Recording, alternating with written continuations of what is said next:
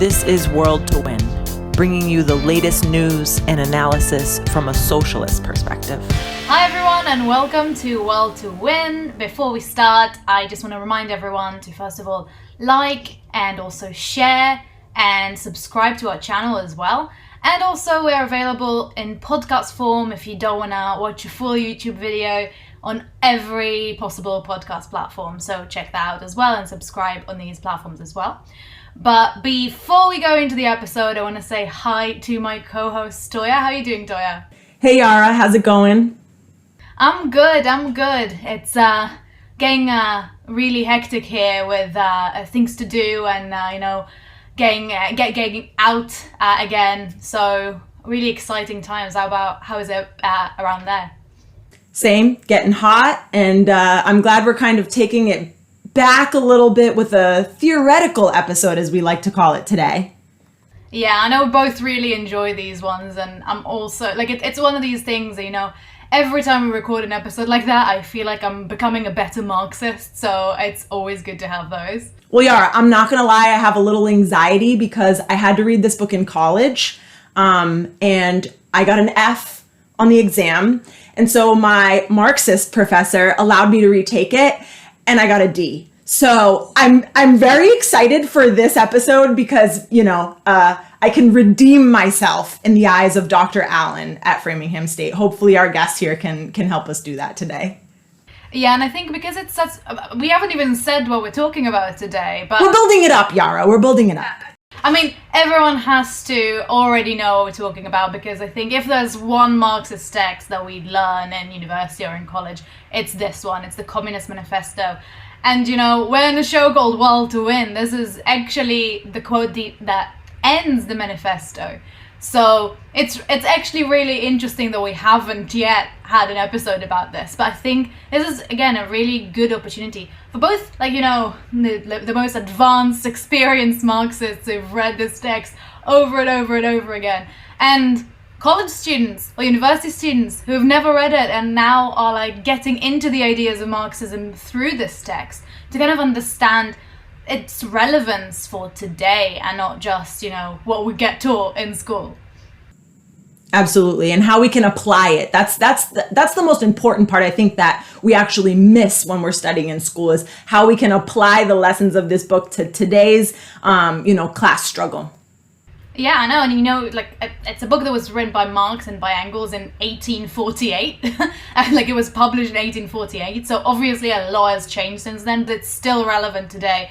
And it still is the basis of our movement. And it's still an inspiration for workers and revolutionaries around the world. Well, and there's so much criticism about it as well, especially with these ideas of socialism and Marxism being very relevant to young people today. People are looking for answers, but there is a lot of criticism of this text. So I'm curious to hear, what our guests think of that. But Yara, who do we have on the show with us today? Yeah, so first of all, we've got Sebastian from our section in Austria. So hi, Sebastian, how are you doing? I'm really interested to hear what's up in Austria right now. Hi, Yara. As you mentioned, I'm a member of the Socialist Left Party in Austria. Right now we are building for our annual summer camp, which will take place, of course, COVID safe. So if you still need some summer plans, you want to come to the south of Austria in a beautiful mountainside and lakes, and join international socialists from all over the world in discussing and planning the revolution, you should come to Austria in the last week of August. That sounds amazing, and I'm sure we'll also link how to register for this event in the description, so check it out if you are looking for an idyllic break with socialists from around the world. But also we also have Becky from England, Wales and Scotland. So how are you doing, Becky? What have you been up to? Hey Yara, it's good to be back on the show.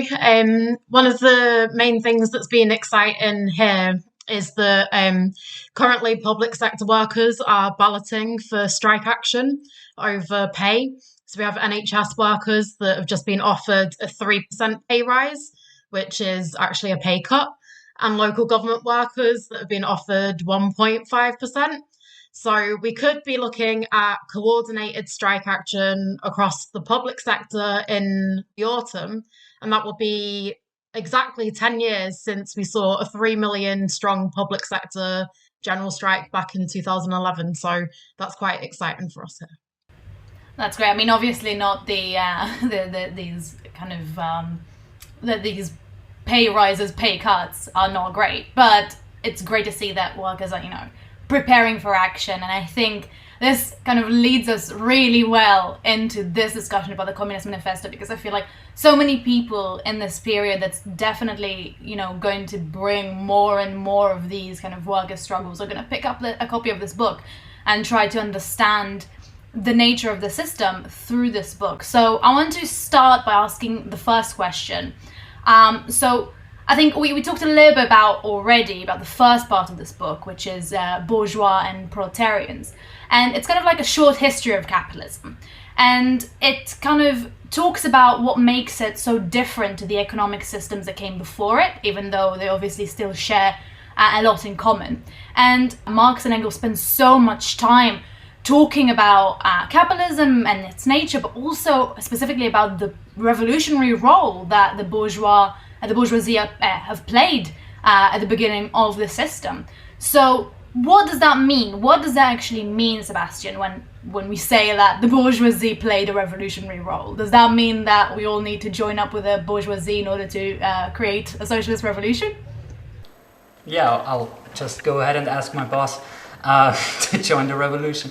No, I think who best described what Marx and Engels did in this first part of the Communist Manifesto was the Italian Marxist Antonio Labriola, who said in a text about the manifesto, "Never was a funeral oration so magnificent." And I think this captures the attitude that Marx and Engels have towards the bourgeoisie in the Communist Manifesto very well. Like you said, the first chapter basically gives an overview over the history of capitalism and the history of the bourgeoisie. The bourgeoisie emerged out of the colonial expansion of the European feudal powers. That meant trade became more important, and so did the merchants. So already in the 15th and 16th century, bourgeois were already among the richest people in Europe. Now for the feudals, wealth was something to be hoarded or showcased or simply enjoyed. And for example, like the kings wanted spices from the colonies for their banquets. So basically you could say that their whole rule was based on the appropriation of use value. Wealth was something to be used. The borders of the feudal economy were like the borders of their buffet tables. Now for the bourgeois, the people who sold these goods, these robbed goods, to the aristocracy, these goods meant something completely different. They wouldn't immediately consume them. They didn't acquire them for their personal use, but to sell them. So the original position of the bourgeois in the feudal economy as a trader already shows that for the bourgeois it's about exchange value, about like making money with stuff and not using it for something good or bad. The rise of the bourgeoisie in the wake of colonial expansion also meant increased development of science and industry, because while the power of the feudal lords was based on exploitation of use value, that meant they only needed to develop the productive forces of society, science, etc., only to the extent that their stomachs would need it or allow it. On the contrary, the bourgeois power, which was based on exchange value of buying and selling ever more things, needed to constantly expand their operations and their realm of power. So soon the feudal economy became too narrow for the bourgeois, and they had to create new economic foundations, a mode of production that fitted the bourgeois mode of circulation. This is what Marx and Engels also write in the first part of the manifesto, where they say the bourgeoisie, compels all nations on pain of extinction to adopt the bourgeois mode of production. it compels them to introduce what it calls civilization, also interesting choice of words, into their midst. That means to become bourgeois themselves. In one word, it creates a world after its own image. So that is, in a way, what the manifesto praises as the revolutionary role of the bourgeoisie, because it unleashed the forces of production, connected the whole planet, and by that created the conditions for a global classless society of abundance. But at the same time, I think we should be careful not to think of the history of the bourgeoisie as this linear line where we could say, until that point it was progressive, and at that time it became reactionary.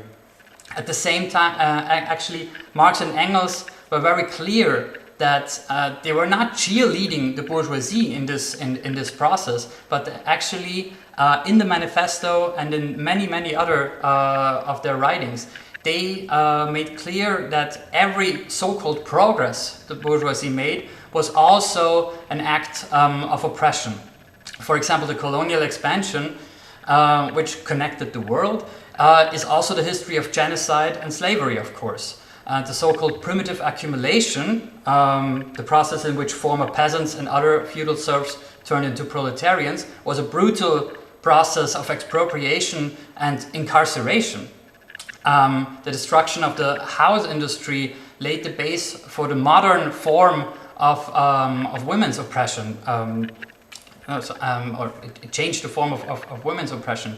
So it's not our job as Marxists to defend these atrocities in the name of progress, but we should keep in mind that, as Walter Benjamin once said, there's never been a document of culture which was not simultaneously one of barbarism. And also Marx and Engels were very clear about this, even when they praised the so-called revolutionary and progressive role of the bourgeoisie.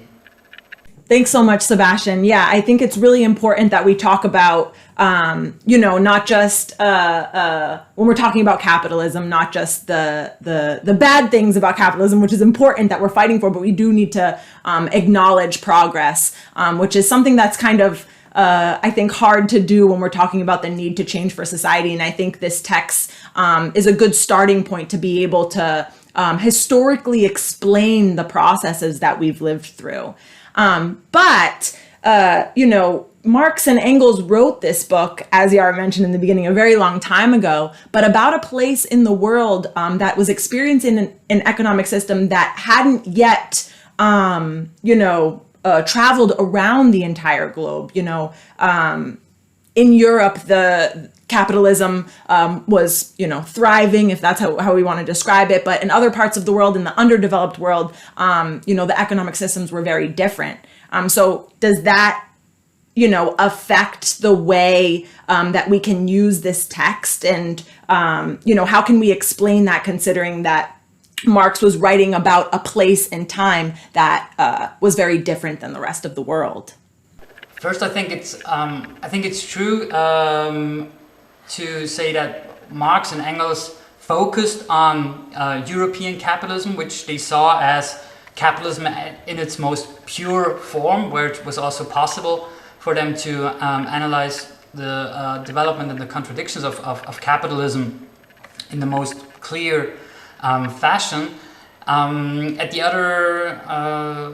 other side, if you look at Marx's writings, for example, on slavery, you can really see how Marx and Engels already also understood that capitalism also thrives on modes of oppression that came before it and somehow integrated it into this new form of domination. I mean, already the French revolutionary bourgeois, to a large extent, depended on colonialism in Haiti, for example, and were not too pleased with the so-called Black Jacobins and the revolution in Haiti.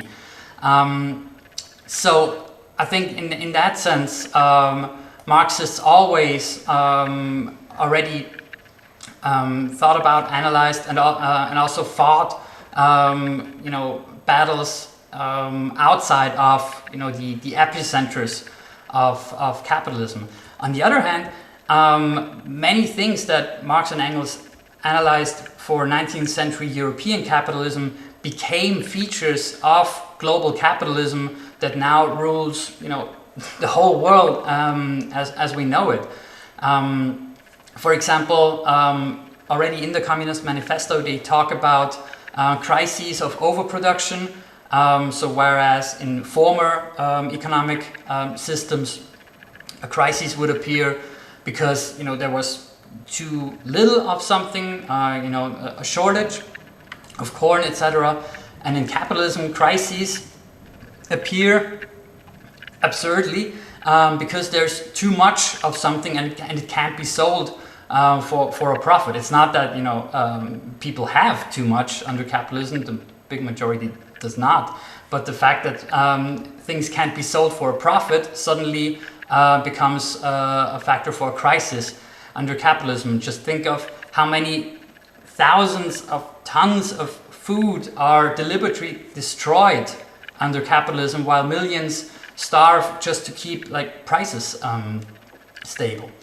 What I also find even more astonishing about their analysis of capitalism and how it's actually even more relevant today than probably at their time is that already in 1848 they write about how in every class society, but also already under capitalism, a mode of production, a system of society like capitalism does not only develop productive forces, bring them forward, but also halts their development and even turns them into destructive forces. I mean, Marx and Engels write in 1848, always remember that, for many a decade past, the history of industry and commerce is but the history of revolt of modern productive forces against modern conditions of production, against the property relations that are the conditions for the existence of the bourgeois and of its rule. So today, this couldn't be more true. I think in every single challenge society faces today, the capitalist system is the main obstacle. If you think about patents, a bourgeois invention, if there ever was one, which massively slowed down the COVID vaccine rollout and through that killed hundreds and thousands of people. Think of restrictions that are put on the internet, a force production which could potentially give free information, education and culture to every single human being. It's absolutely mind-blowing. And it's not just that these potentials are wasted, which Marx and Engels already analyzed in 1848, but also how these potentials are used in a destructive way. Already in 1848, in the German ideology, Marx and Engels say that under capitalism, the productive forces become for the majority destructive forces. And I think it's safe to say that today's capitalism is absolutely dominated by these destructive forces. We don't use drones to make our lives easier, but to kill each other. Think of whole branches of industry that fight against environmental regulations because their profits would suffer from a healthy climate. I think capitalism today is even more, by far more destructive than it was in the 19th century. But it's kind of amazing how Marx and Engels already said that in 1848 capitalism is absolutely destructive at a time when it hadn't even developed to the extent that we know it today. Sebastian, I loved some of those examples that you gave of how you can take a book from 1848, and I won't forget it, Sebastian, you've said the date a couple times, and really apply it to today. I think the environment is an actual great example. And what you were saying about patents and, how patents are one of the reasons that the entire world isn't vaccinated as soon as we come up with a vaccine. So it's amazing to see how these lessons still apply because it's about the economic system itself. It's not just about the way of life in Europe at the time that the book was written, but it's about the economic system. And I've heard, especially now, within the Black Lives Matter movement, even within the environmental movement, so many young people are questioning capitalism and looking for socialism as a solution to the problems. But when they look and research socialism, they see books like the Communist Manifesto by Karl Marx. They see that he was a white man in the 1800s, and he references Europe because that's where he was living. And many people feel that it doesn't apply to them today. It doesn't apply to their situation today. But I think you did a really good job of explaining how he's describing the economic processes, and that's how we can relate to the words that he's saying. One of the main criticisms of Karl Marx is that he had no perspectives on Black people. He had no perspectives on slavery, but he absolutely did. He wrote correspondence with Abraham Lincoln, congratulating him for freeing the slaves even, which we talk about often. But he wrote for American newspapers talking about the situation of Black Americans in the U.S. And so I think, we don't have time to get into everything that Karl Marx wrote about, but he did write extensively about many different peoples of the world. But I want to go to Becky. We've heard from Sebastian a little bit, so I want to transition. And Becky, Marx has many good one-liners in this book, and I'm curious to hear what other people who are watching the show, what are your favorite quotes from the Communist Manifesto, or even just your favorite Karl Marx quotes? I'm curious. Put them in the comments. Let us know what you think. But one famous one, Becky, that he said was that the bourgeois creates its own grave diggers. So can you talk about how the Communist Manifesto describes the proletariat better? Let's make it more modern, the working class, and what makes these things distinct. Yeah, so the first thing I think is in the Communist Manifesto, Marx and Engels start off by talking about how the development of capitalist society has led to an increasing polarization of classes into two hostile camps. So you have the working class, the proletariat, and the bourgeoisie, the capitalist class. And it describes the working class as being a class of laborers who live only so long as they find work. So people who have to work in order to live, who must sell themselves, are a commodity. And under capitalism, the workers are just appendages to their machines. They're paid enough to barely live, but not the full value of what they actually produce. And workers are paid in wages, in money, which they then have to give back to the capitalist class in rent, by going to the shops, by paying back loans, or they reference like pawnbrokers. And so those are some of the negative things about what capitalism does to the working class. But the quote about creating their own grave diggers refers to capitalism creates big workplaces. It creates big factories where a huge number of people are brought together to work and live alongside each other in the same conditions, making it possible to build a united and revolutionary class. So the manifesto says that for the working class, there is no distinction based on age or gender, that we're all just instruments of labour, and we're more or less expensive based on our age or our gender or where we may live in the world. And it talks about what starts off as collisions between individual workers and bosses, maybe over your wages or your working conditions. They start to become more collective collisions. So the experience of the working class under capitalism, this vast number of people that are all experiencing the same thing, that pushes them to organise collectively into trade unions and to parties. So the numbers of the working class grow as capitalism develops, and more layers of the population sink into the proletariat, the manifesto says. So people's conditions get worse as the control of the economy falls into fewer and fewer hands. But one of the most important things I think about the working class, that's kind of set out in the manifesto is that the proletariat is the only revolutionary class under capitalism. It's also the first revolutionary class in history, which is a movement of the majority in the interest of the majority. And finally, the capitalist class is completely reliant on the working class to produce the wealth, to fight their wars.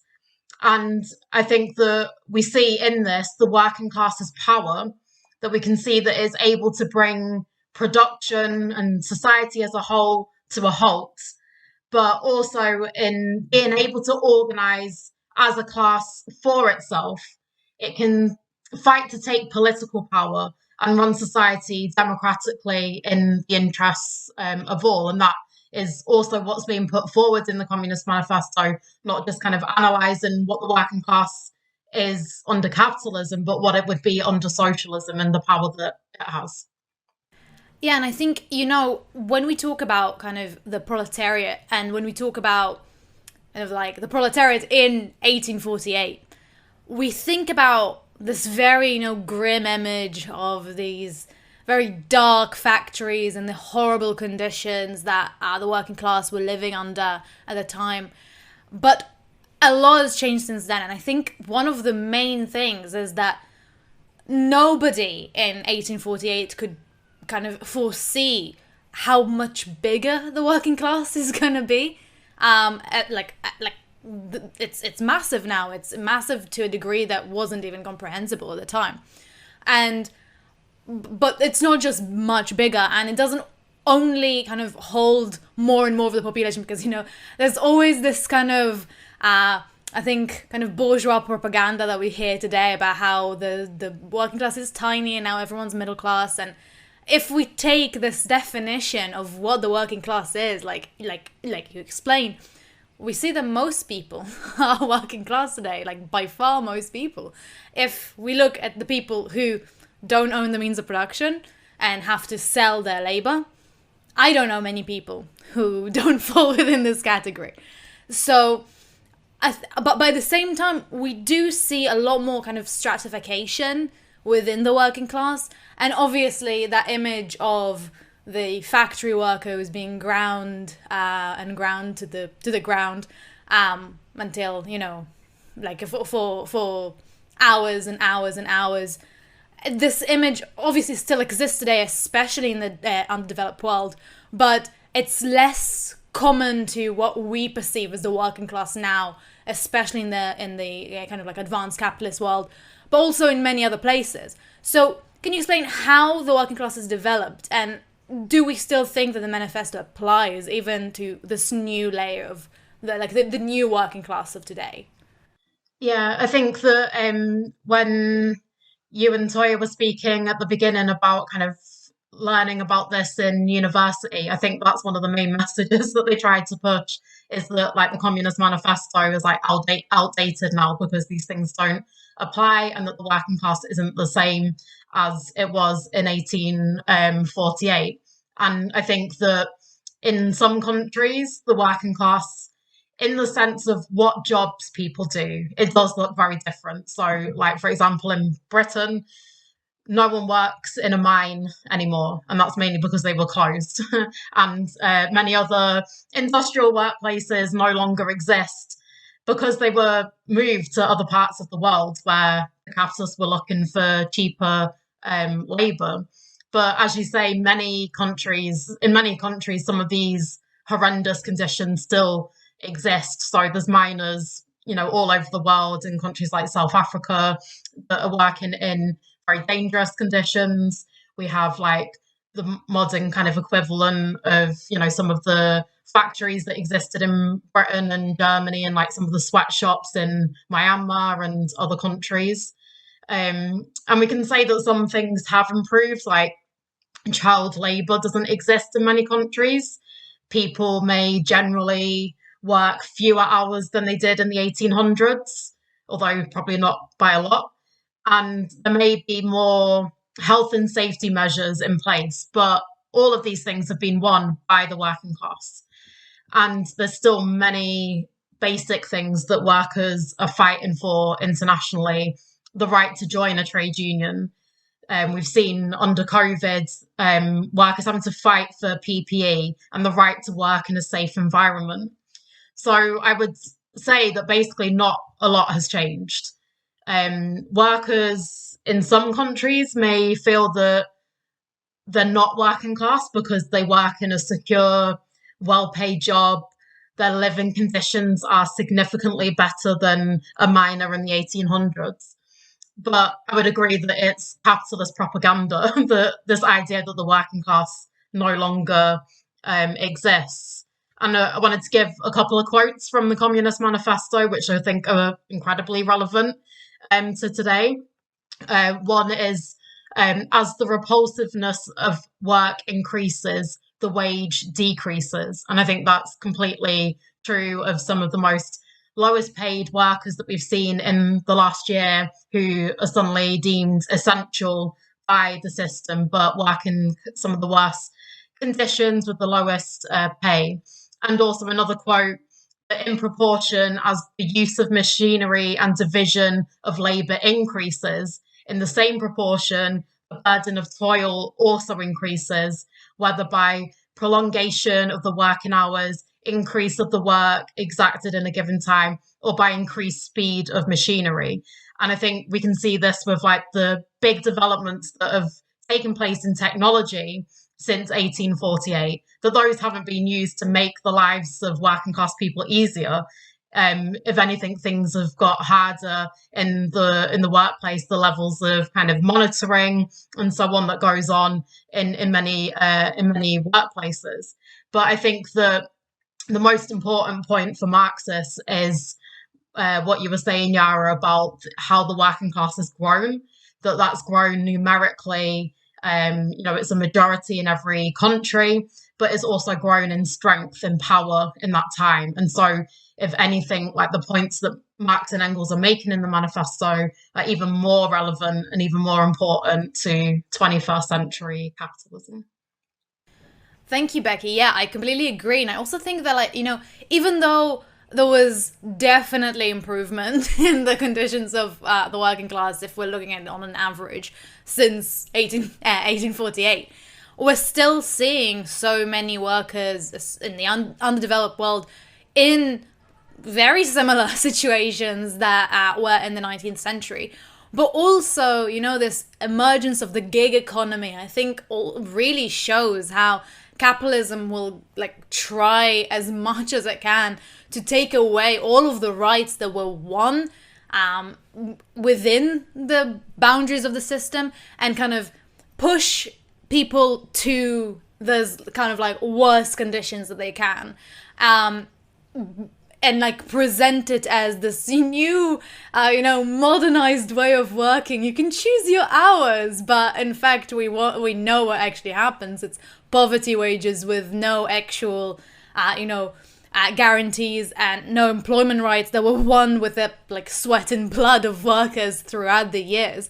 And I think that kind of proves in many ways the claims in the Communist Manifesto, because it shows that under capitalism, the bourgeoisie is going to do whatever it can, and capitalism is going to do whatever it can to maintain it. And in order to maintain it, it has to continue to hoard wealth, and it has to continue, in order to do that, to grind down the conditions of workers and to pay them less and less and less. And they would do it in very creative ways, but that is why the working class has to be united. And I think that the point about kind of how the bourgeoisie creates its own gravediggers, I think the bourgeoisie are trying to kind of separate workers now as much as they can, and it's our job to kind of organize workers. But at the same time, we are seeing a lot more people calling themselves socialists, calling themselves communists, whether that it's through worker struggles or just the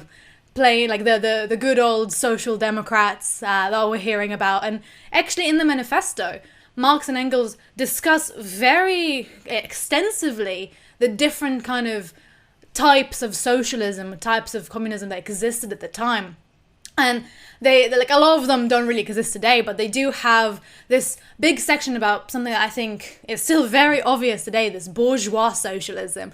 And I think we see it a lot, you know, the kind of the parts of the bourgeoisie who are trying to help the working class in at least the way that they present themselves. And I think we see it a lot in kind of like the form of, for example, NGOs, or kind of these capitalist, socialist parties that still want to keep us within the system, but improve the situation of workers. And of course, we want to improve the situation of workers, but we also have to kind of talk about how we liberate workers and not just improve the situations within a system that is built on our exploitation and oppression.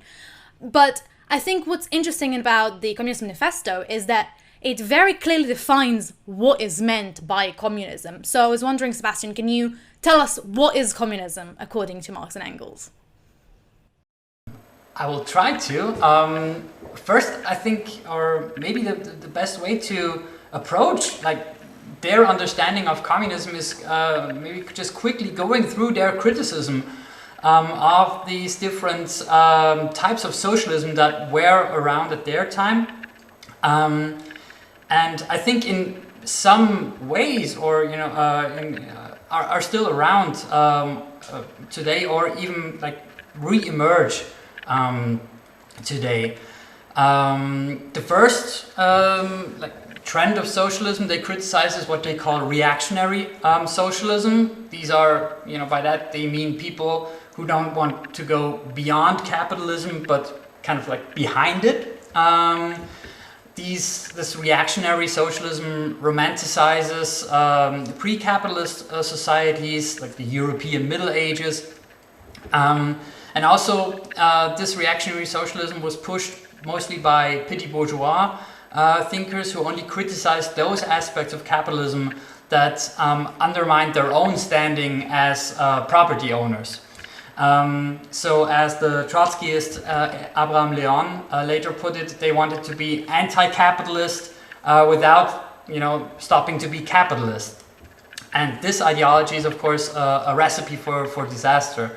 It was no small factor in the rise of fascist ideology with the Nazis, the National Socialists, who also, of course, were not socialists but fascists, who killed Abraham Leon in Auschwitz. And I think Marx and Engels' criticism of this reactionary socialism is extremely relevant today if we consider far-right groups who pose as anti-capitalist, or perhaps even more dangerous right now, the rise of conspiracy theories who claim to be like against the system, but in the end turn out to be just anti-Semitic bullshit. Now the second trend that they criticize is what they call bourgeois socialism, which you, Yara, already summed up pretty well. This idea that, you know, you can reform capitalism to become, you know, a bit more humane, to have like a human face. I think, like you said, this applies to a lot of the work, you know, the well-meant work of activists in NGOs. But of course, it also applies to the whole social democratic tradition and new reformist parties and forces today, like Die Linke in Germany, or the leadership of DSA in the US, figures like Jeremy Corbyn in the UK, where, you know, their political strategy is limited by their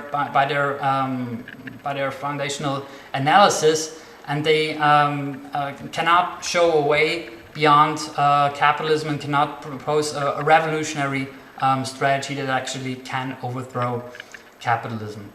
Now, the last trend they criticize is what Marx and Engels call utopian socialism, and it's maybe worth mentioning that they are far more sympathetic to representatives of this kind of socialism than towards the ones mentioned before. They praise this revolutionary spirit that flows through thinkers like Saint-Simon, Fourier, and Robert Owen, because they actually envisioned a society beyond capitalism, a classless society of abundance. They painted like fantastic pictures of such societies. They even like drew sketchbooks of how, you know, a communist town would look like. The only problem is they had no proper way to get from here, you know, capitalism, to their communism. And that's, I think, where Marx and Engels' understanding of communism comes into play. The utopian socialists were idealists, and like other forms of idealisms, you know, religions, ideologies, they kind of worked out a set of moral principles according to which, you know, a society should be organized, and then presented those ideals to society and said, you know, follow these ideals, let's do it that way, and everything will be better. You know, these attempts, even where they tried, and, you know, their followers even today try to kind of lead by example by forming utopian, you know, communes or anti-capitalist islands in the vast capitalist ocean. All these attempts were doomed to fail and still fail today. What differentiates Marx and Engels' approach from these utopians is what you can already see when you just, you know, open the manifesto. At the beginning, it doesn't, you know, start with, you know, moralistic bullet points like, you know, exploitation is bad, that's why capitalism is bad, solidarity is good, that's why communism is good, but with an analysis of the history and the contradictions of capitalism. So their socialism doesn't come from like outside of society as a system of beliefs, but from critical analysis of society itself and the contradictory forces within it, which also mean that society can't stay the way it is. When working on Capital, Marx wrote in a letter to Lassalle that Capital, this book, would be at once an expose and at the same time a critique of the system. So Marx and Engels find the necessary factors to overthrow capitalism within capitalism itself. And this is why Labriola called Marx and Engels' communism the immanent critique of capitalism. And that's also actually what Hegel called his scientific method. That's also where Marx and Engels get this, this term scientific from, as students, but also, of course, as critics of Hegel. Because one point of criticism that's sometimes mentioned when talking about the manifesto is that it kind of presents history as this, you know, stairway to communism. You know, that communism would be the result of an automatic process of history, you know, some better, some sometimes worse, but always ending up, you know, in kind of like this communist paradise. So the manifesto is being criticized as being some kind of like a prophecy. Marxism in general is criticized as a teleological way of thinking, you know, teleology as the idea that there's a hidden goal or end which everything moves towards. But the fact is that the Communist Manifesto and Marx and Engels in general is nothing of that kind. They say history is the history of class struggles, but they also say that these class struggles always ended either in a revolutionary reconstitution of society at large or in the common ruin of the contending classes. So history is not a one-way street. There's no like stairway to communism, but history is the battleground of the classes. So this is why Marx and Engels end their manifesto not by just like folding their arms and saying just wait, and see, but they ended with a call to arms, with workers of the world unite, which still is probably the best quote and the most important quote for all Marxists and everyone who wants to fight for a better world. Yeah, I hear you, Sebastian. Like, it's not that we can just sit and wait for socialism to happen, even though we say socialism is the inevitable thing to happen after capitalism. You know, we've talked today about how horrific capitalism is, and Marx lays the groundwork for that analysis to be applied even after his time, to still be applied today. And as Sebastian said, he calls the workers of the world to unite.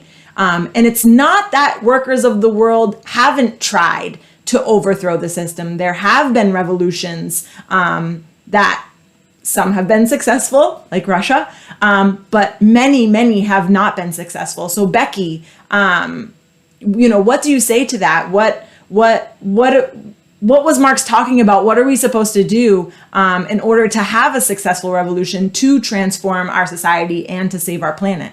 Well, I think one of the main things that was missing from many of the failed attempts at revolution, like you say, wasn't the kind of will of the working class for it to be successful. But what they lacked was a revolutionary party, a leadership which could organise the working class, give kind of expression to its demands, organise it politically to take power. And I think that this is one of the things that Marx and Engels spend some time discussing in the manifesto. And like Sebastian was saying, this isn't just kind of a theoretical book. It was a rallying call to workers everywhere to get active, to get involved, to join with the communists. And I think that that's one of the really important things about the manifesto. But obviously that doesn't mean that revolutionary parties that were being built at the time, the kind of early stages of those, and ones that have been built since, haven't made mistakes. But I think in the manifesto, they talk about the communists, not the communist parties, the communists, as being in organizations, or trying to build organizations which are made up of the advanced layers of the working class. And that means the most conscious, the most class conscious, the most committed to change. But they also make a point of saying that it's not sectarian. It's not separate from the working class as a whole. It aims to generalize the experience of the working class and to unite it. It has an aim of winning political power for the working class. And it's based on an understanding of the class antagonisms within society, that class struggle is the motor force of change, and that no compromise can be made with the capitalist class, as Sebastian was talking about in relation to the other socialists that are mentioned in the manifesto. And I think today we can look at many existing communist parties which are not revolutionary, that are Stalinist, counter-revolutionary even. And in most countries, the former social democratic parties have moved to the right and are fully capitalist parties. In some countries, there have been attempts at building new parties, but most of them are not revolutionary. And so I think ISA has an important task of building, firstly, a mass revolutionary international organisation alongside many other people that haven't yet joined us, but trying to build these kind of revolutionary organisations that can lead the working class to power. And I think to be successful in that, we can learn a lot from the type of party that is outlined in the Communist Manifesto. We have to obviously learn the lessons from revolutionary parties since then, like the Bolshevik Party in Russia. But I think fundamentally, we need a party that is based on the struggle of the working class. It puts forward a programme for the working class where the working class can be independent of all other classes.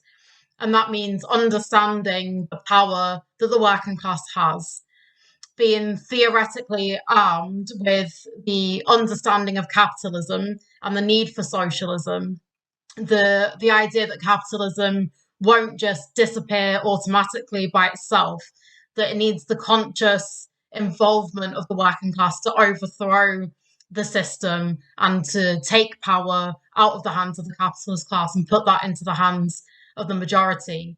And that requires a leadership, it requires a political program that can fight for that and organize that. And that is basically the type of organization that we need to win that change.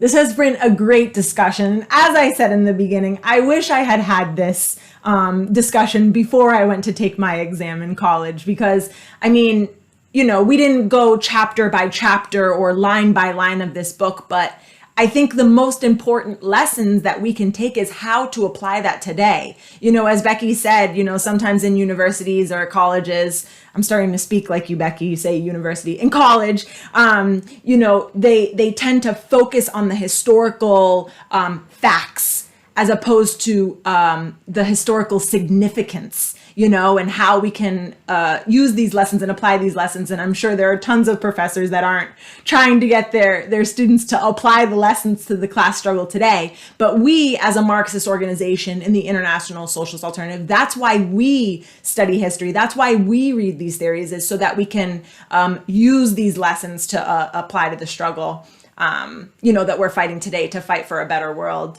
Yara, I know you have been really interested in the Communist Manifesto lately. You even wrote an article recently. Yeah, I wrote an article for the England, Wales and Scotland paper that's coming out very soon. And I've been really enjoying to reread it because obviously, like you, Toya, I did sociology and politics at university. So I read this in probably 3 or 4 different modules, and then in my master's as well.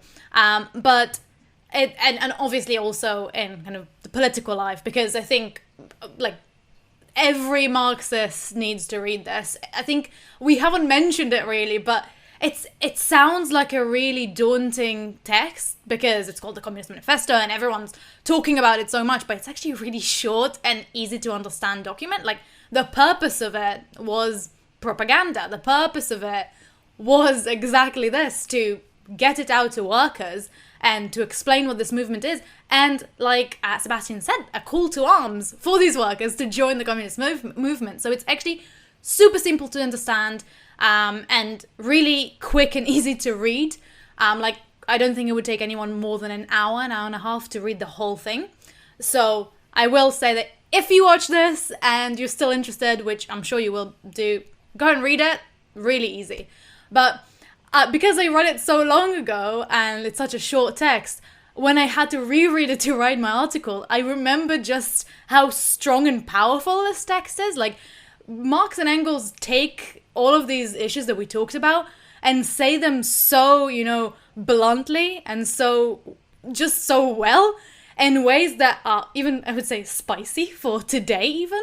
And I think it's so great, and I really want to hear, because obviously we asked people to put in the comments their favorite quotes, and I would really like to hear what Becky and Sebastian say about it. But I also wanted to say my favorite quote, because I feel like there's so many good quotes out of this document, really so many. It's so difficult to pick just one. But obviously, coming from Israel-Palestine, I think one of the most interesting parts of the manifesto, which we didn't really get a chance to fully go into, is the way that it debunks certain myths about socialism and kind of like the accusations that are kind of pushed on communists from the bourgeoisie. And one of these are kind of the accusations about the state and about kind of nationality, and how, and it's something that we hear over and over and over today as well, how communists aren't patriotic and we don't love the country and we don't respect anyone in the country, which I think Marx and Engels give the best kind of retort to it. And they say, the working men have no country. We cannot take from them what they have not got. Since the proletariat must first of all acquire political supremacy, must rise to be the leading class of the nation, must constitute itself the nation, it is so far itself national, though not in the bourgeois sense of the word. And I think that this is really important every time we go into, a national conflict, because it's very difficult to come to a place that has kind of like a national question, a national conflict, and say the class is above nation, the class is above nationality, and the only way to truly liberate people is not by dividing us into nations, but into seeing our unity as the working class. And Marx and Engels explain so well how this division is completely artificial, and it works to the benefit of the ruling class, not the benefit of the working class. And as they say, the working men have no country, because capitalism is international and the working class is international. So what we need to build is working class supremacy, not a national supremacy. But I've been blabbering on about it for so long, and I can go on about it for hours, but I wanted to know, Becky, what's your favourite quote? Well, my favourite quote is actually from the same bit of the text as yours, Yara, that is about private property. And it says, you are horrified at our intending to do away with private property. But in your existing society, private property is already done away with for 9/10 of the population. Its existence for the few is solely due to its non-existence in the hands of those 9/10. In one word, you reproach us with intending to do away with your property. Precisely so, that is just what we intend. And I just think it's so unapologetic, and I think that's so good, because we have nothing to hide in terms of what genuine communism means and what we're actually fighting for. That we're fighting for the democratic control of society by the majority and for the majority, and for an end to poverty, to war, and things like that. And I think that we shouldn't be apologetic about it, and Marx and Engels definitely weren't. And after reading that section, I was like, yeah, come on, sign me up, let's go. And it's true, because the media tries to, when they talk about socialism and Marxism, they use this argument, Becky, and it's so funny because it's like, I don't have shit. Like I don't have anything. So yeah, let's actually divide what we have. And when you pull these quotes out like that and you really, break them down and think about it in today's world, it's actually quite funny. Sebastian, what's your favorite quote? I think my favorite quote comes from the last part of the manifesto. The communists are, part of every struggle that takes place in the present, but within the present, they represent the future of the movement. And I think that's a great way of thinking about the role of Marxists, within social movements. It's to be part of the struggles that are taking place, but at the same time showing a way to the future, putting forward programs, putting forward demands that can actually lead these movements to victory and to a successful overthrow of capitalism. There's another part that I love to quote, but it's maybe a bit nerdy. It's from the 1882 preface to the Russian edition of the Communist Manifesto, where Marx talks about a pre-capitalist mode of common land ownership that was still existing in Russia in the 19th century, the Obshchina.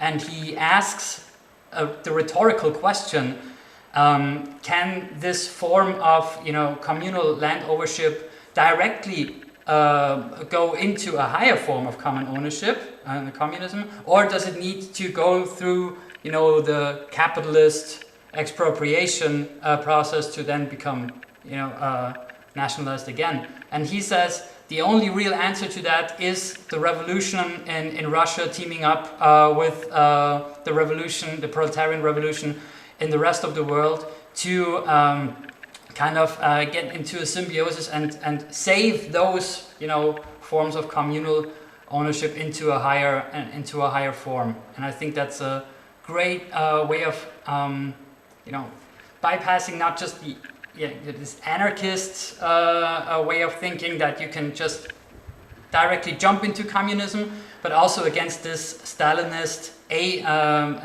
stagist theory that everything has to go exactly the same way as it did in Europe. I think it's so brilliant to hear that. Obviously, I have not read that preface, but I think it's such an interesting kind of point about the manifesto. And I think we talked a lot about how it kind of relates to today, but also relates to parts of the world where capitalism is maybe not as developed. But I also think that in the context of today, like the way that the manifesto ends with the workers have nothing to lose but their chains, we have a world to win. I think it's more relevant than ever, where we look at, the IPCC report that came out just a couple of weeks ago, that kind of lays out how capitalism destroyed this planet to a point that we are at the point of no return right now. And I think we have even less to lose now, like the ideas that are putting the manifesto are now not just clearer, but also more correct than ever. And we don't only have a world to win now, we have a planet to win. And I think that this text cannot be more relevant than it is now. So thank you so much, Becky, and thank you so much, Sebastian, for being here. And I'm sure this kind of episode, I'm going to rewatch it again, definitely next time I'm feeling like learning and, kind of sparking more of my theory bone. So that was so great. And now it's time for the shout out of the week. And you may be wondering, Toya, why did you change your shirt? That's because we realized we had to change our shout out of the week. Do you know why? This episode marks our 50th World to Win. Can you even believe it? We started this show in the middle of the pandemic as a way to stay in contact with people around the world, talk about socialist ideas at a time when we were trapped in our houses, and it just took off. And we want to thank everyone who has subscribed to our show, who has shared our videos, who engages with us in the comments, and now for our new podcast listeners, we want to thank you too. But Yara and myself personally want to give a huge shout out to the person who makes World to Win happen, and that is one of our members of the International Socialist Alternative in the United States, Andrew. Andrew, I cannot say enough how much he does for this show. All of the graphics, all of the sound, all of those awesome intros that we have, that's all thanks to Andrew. And so we personally want to give a huge shout out to Andrew. Thank you so much for the work that you do. And thank you all for subscribing to our show, and on to another 50 episodes. We'll see you next week, same time, same place. This is World to Win. Every Sunday, we broadcast with speakers from across the globe, bringing you the latest news and analysis on the fast-moving global events from a socialist perspective. Subscribe to the International Socialist Alternatives YouTube page and click the bell to get notified when we go live for a new episode. Like us on Facebook and follow us on Instagram, because there's a lot to do, and we have a world to win. When we fight! When we fight! When we fight! Solidarity!